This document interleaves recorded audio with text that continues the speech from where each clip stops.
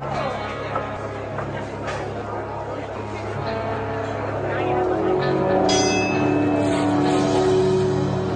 came back from Bulgaria blown away by our biggest story that we'd ever done, feeling like we were 60 Minutes or something.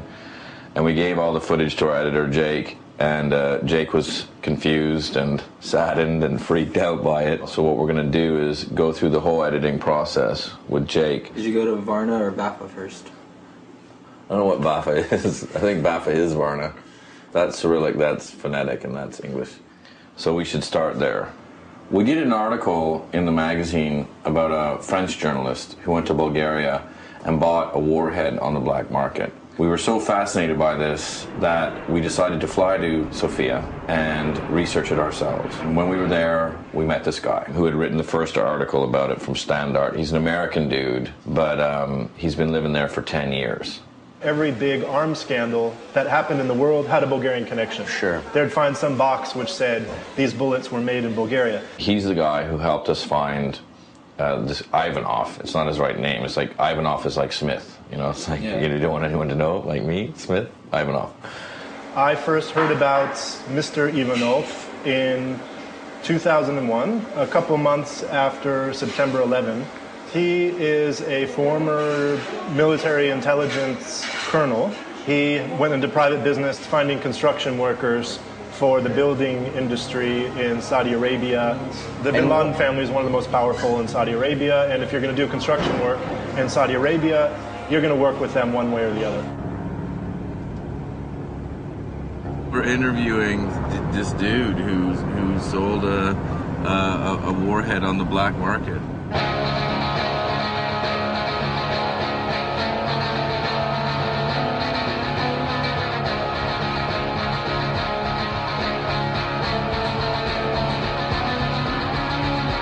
We're here in Sliven, which is in eastern Bulgaria. It used to be a Russian military base where they have some arms dumps. Sliven is important because it's the place where the French journalist bought the warhead. It's where everything went down. So we went there and are researching and checking things out, and we get word that Ivanov is actually in Sunny Beach.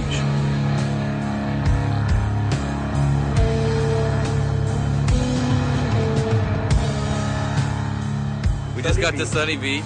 We've been driving for 6 hours. We're on the Black Sea. Apparently Ivanov is here doing a construction project for retirees. To him, there's no difference between making Beverly Hills condos on the Black Sea and selling warheads because it's all just capitalism. So it's just buying and selling. Out in the open doing like normal business now. Yeah, definitely. Why would he even talk to you? He's got his own stuff going now. He's kind of...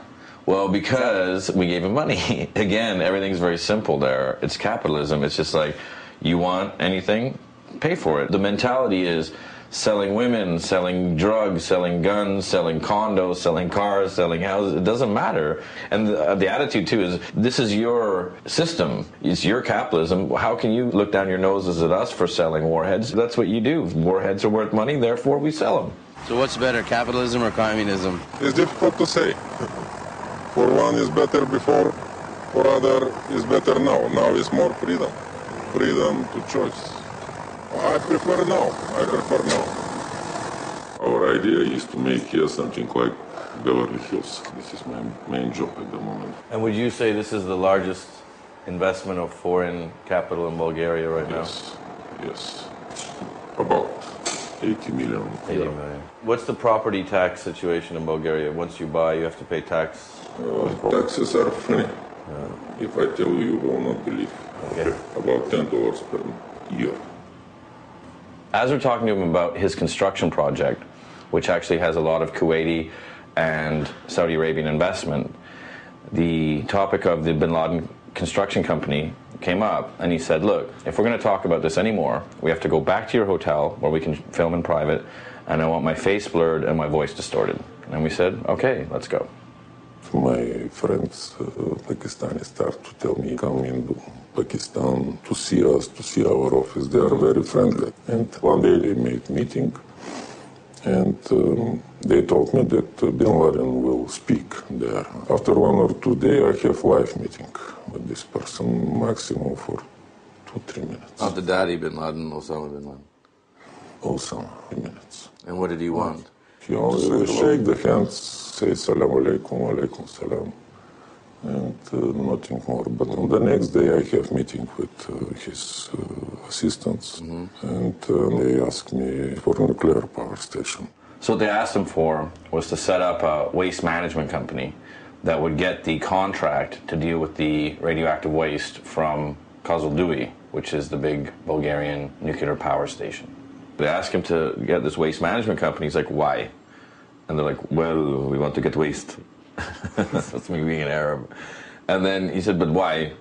Why don't you get the real thing? And they're like, real thing? And that's how the French guy found out that real thing, meaning the warhead. These French journalists, they want to show that in Bulgaria everything they can buy and everything they can. So they told me, please find. And I promise, it's easy for me to promise. This shell I show to them, and they bring one military specialist. He gave me 100 questions, but I gave total answers. So they brought in Fyodor Pachenko, who was the ex-vice director of the Soviet atomic program, to verify that it was real. And finally, he told that this is credible.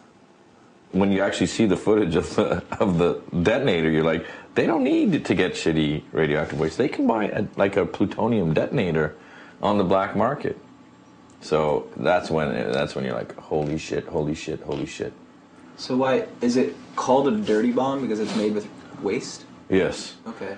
So let's say you set off a dirty bomb made out of cesium or something, some radioactive material in New York. It wouldn't kill that many people. Maybe it would kill like a couple thousand people. But it would irradiate all of Manhattan. So everyone would have to leave New York because the chances of getting cancer would increase like 100% day by day. Obviously nobody wants to get cancer, so they leave. You can't come back for another 30 or 40 years, and you can't clean it up. So New York ceases to exist. It's done, which would kill America, right? So, where's the bomb? The device remained 1 year in the house of my mother here, and he put vegetables in one garden. Well, we said, where's the bomb? And he said, oh, I buried it in my mother's garden in Varna. And we're like, well, hey, we'll give you money. Let's go get, we'll go see the bomb. He's like, no, we can't. We tried to find out, but, the bomb's still out there, which is kind of terrifying. Or there's other bombs. I mean, this was part of the old Soviet arms dump from Sliven. There might be 10 other bombs. God knows who the hell bought them. Wow. Yeah. So if you can go buy one of these things on the black market, that's it. Which you guys just went and found. Yeah, we found the dude who sold it. Then that's it. That's the end of time, man. Because, it could be Osama bin Laden. It could be some white supremacist dude from Arkansas. It could be some guy who hates your football team, whatever it is. I know. Why don't we know this? Why aren't we being told this?